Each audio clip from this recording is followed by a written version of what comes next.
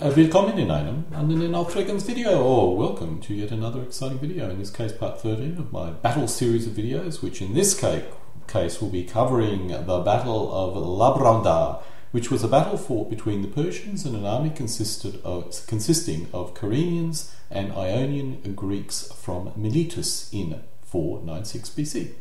This video is mainly focused on looking at the battle from a figure gaming point of view, which includes the order of battle, troop types, and the flow of the battle. If you wish a big picture of why the battle was fought, then this may not be the video for you, but if you want to know about the troop type, force mixes, and what actually occurred on the battlefield, then continue to view on. This is the third in my series of covering battles where I have virtually no information. So again, we enter the world of educated guesses and wild speculation. I hope your salt from the previous videos has not run out yet, because it may yet be needed. Incidentally, this is the photo of the Temple of Zeus and Andron, which may well have been close to the battle. If so, you can see the type of woods both sides had to contend with. While I will not be covering any backstory, understanding where the various armies come from is useful. The Battle of Labraunda occurred after the Carians' defeat at the Battle of Marsyas. The Carians were considering surrendering when they were joined by an army from Miletus. As a result, they decided to fight again, which resulted in this battle, the Battle of Labraunda. I'm assuming the Carians used the DBMM Lydian army lists. Sorry, I don't mean, the real army. I'm just assuming that if you're fielding a Carian army list or army, you'll be using the DBMM Lydian army list. And the Greeks from Miletus would be using the Ionian Greek army list. For simplicity, I'll refer to this combined force as the Allied Army. The first thing I'll do, as normal, is cover the order of battle and troop types of the Allied Army. Based on the troops which may have escaped from the Battle of Marsyas, the Carians consisted of about 11,000 troops. The Carians may have received some additional reinforcements.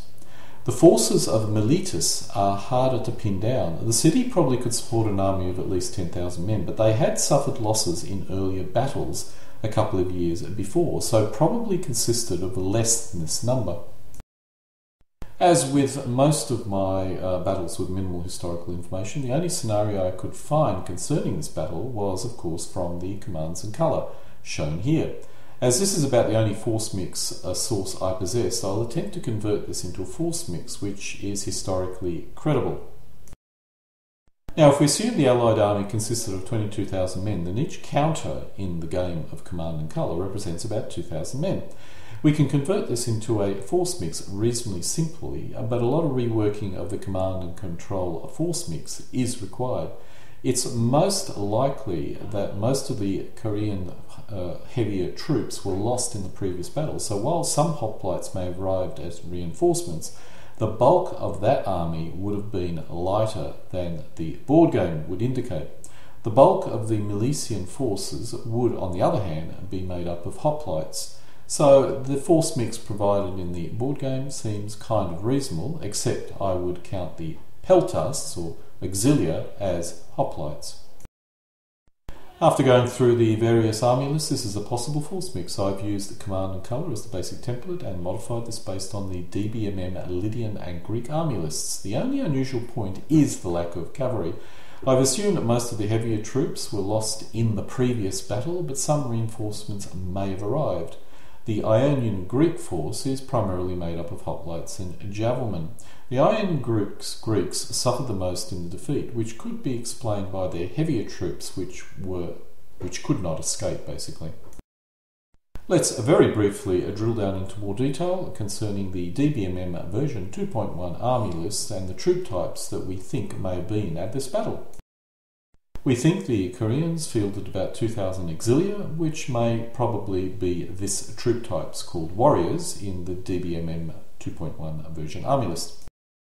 My wild guess is the Carians could fielded about only 2,000 hoplites, if any at all, which, according to DBMM, are reasonable quality.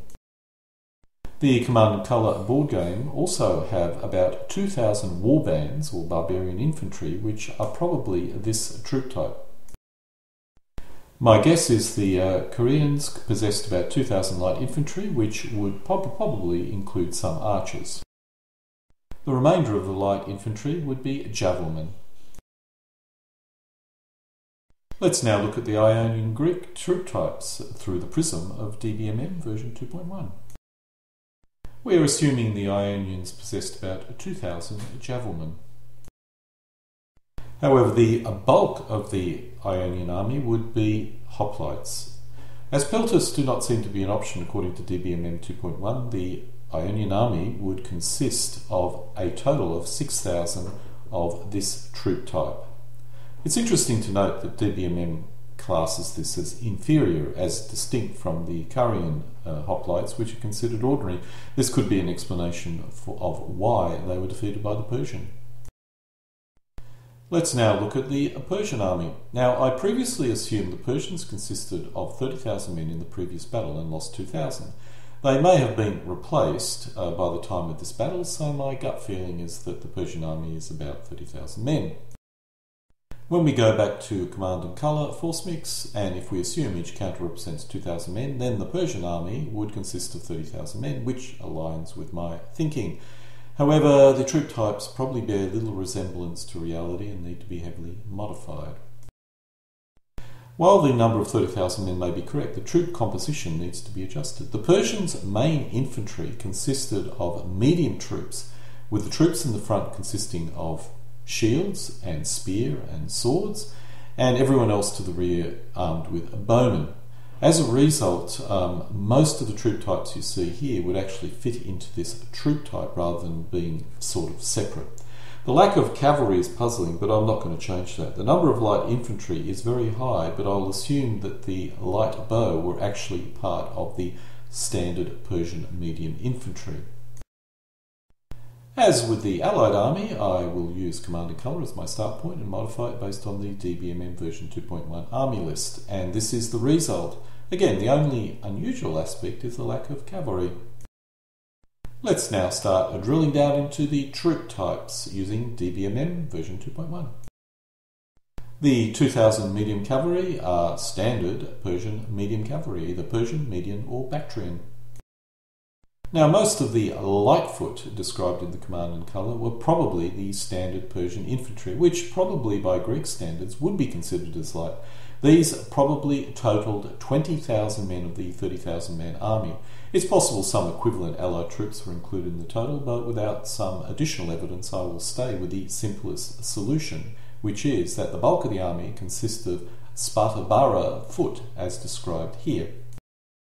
Now, the Persians are supposed to have fielded 8,000 light troops, which is a rather large number, so as a result I'm assuming some of them would have been this kind of troop type. Of the remainder of the 8,000 light troops, about half of them probably were archers. And of the remainder of the 8,000 light troops, they would have been javelin. The exact location of the battle is kind of uncertain, so I'll try and use this map to try and pinpoint a possible location. The battle appears to have taken place in a reasonably narrow valley, which would mean the Persians wouldn't be allowed or able to outflank the enemy. While I don't really have any specific idea of where the battle was fought, as the battle is called the Battle of Labraunda, I will assume that it's close to modern Labraunda, or at least the remains of the ruins of the ancient Labraunda, which is the area in this red box. Now, this is on the way to Caria, so the Persians would need to pass through this area, with the red arrow at the bottom showing the way to their eventual destination, which is the heartland of the Caria nation. The question is, which way did they come from? Now, they could have come down this pathway. However, this is narrow and has a lot of difficult terrain, so it could easily be blocked by the Allies. Thus, I doubt this was the path of the Persian army. This was the likely path, even though it was a greater distance than the path on the right. The valleys are wider, the roads are easier going. If I was the commander of the Allied army, I would need to pick a narrow area to ensure the Persians could not outflank me, and there were quite a few of them even on this path. Trying to stay as close as possible to the red box, which is where I think the battle name came from, this probably looks like a reasonably good spot to defend. However, there are lots of other narrower spots that the Greeks could have decided to defend, but let's pick this, which is the closest to Labraunda. If we zoom down into the spot that was highlighted with the orange circle, we can see there is a bottleneck with wider areas on either side of it. The ground is reasonably flat, but is covered in low woods. It's likely it was covered in woods in the past as well. The question is, where would the Allies defend? They could defend the position in front of the woods, or the bottleneck, to the left, or the open area on the right, which is past the woods on the right. This shows the battlefield according to command and colour. This could be astoundingly accurate, as the Greeks have a wood to its rear according to this. The flanks should be closed off with woods as well, but the gap here is about 2,000 metres, so the map edges could represent the flanks. I must admit I'm a bit surprised as I arrived at the probable location that I showed you prior before I even looked at this map. I was only uncertain of, if the Greeks would defend in front of the woods, or which is the bottleneck, or behind it. Based on this, they're defending in front of it, which actually seems quite logical. Let's now try and recreate the sequence of the battle. The Persians arrive and form up facing the Allied army. Command and Colour feels the Persians defeated the Greeks and caused heavy casualties, so I would assume the bulk of the Persian army is on the right flank. Incidentally, Command and Colour considers the Greeks were positioned on the left flank, and their logic is that this was a Carian land. The right flank is normally occupied by the main army, so the Carians would be on the right, thus allowing the Milesians to occupy the left. That's their logic. Now, if you look very carefully, the position behind the Greek is, or the woods behind the Greeks is, not very thick, and it would be possible to cross through with infantry, so it's not so much of an obstacle. On the other hand, on the Allied right flank, there is also rather rough ground, and that would have been quite difficult to cross. The Persians then attack. Again, our assumption is that the Persians put the bulk of their forces on their right flank, and because of this, they begin to push the Greeks back. Now, DBMM assumes Ionian Greek hoplites were inferior, so this is actually quite reasonable. I would also suspect the Carians were more experienced fighters, and after the heavy losses in the last battle, the Persians, that is, the heavy losses the Persians suffered, they probably would prefer to attack what they considered is the weaker ally. On the other hand, it's also more tradition to put your best forces on the right, and this is basically the result of tradition rather than any kind of planning. Finally, the Greeks break and are pursued through the woods, suffering heavy losses. The Carians probably withdrew into the rough terrain and got away with most of their forces. This allowed them to win the following battle, which I'll not be covering at all in a video, as that following battle was an ambush and, as a result, not particularly interesting. And so we come to a close to another of my wild guesses. For those wondering why I'm creating a video on such a poorly documented battle, the reason is I'm trying to create scenarios for a Greek-Persian war super scenario for my DBMM troop type based set of rules, which in turn is based on an SPI board game. The battle itself is probably one of my less interesting scenarios, as the Persians outnumber the Allies too much. I suspect it's possible the Allied army may have been larger, perhaps the Carians received more reinforcements, but I doubt it. I'll not be covering the last battle in this campaign, as this is an ambush and makes a rather poor scenario. This shows a possible force mix for the battle, using DBMM troop types and DBMM army lists. Now, there is some minor points modifications for the leaders, but basically that only represents maybe 1 or 2 points on each side.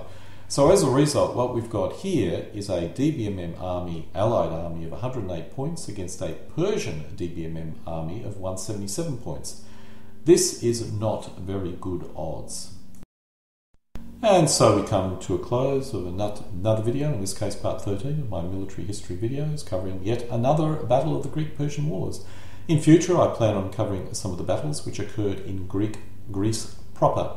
Alle guten Dinge kommen zu einem Ende.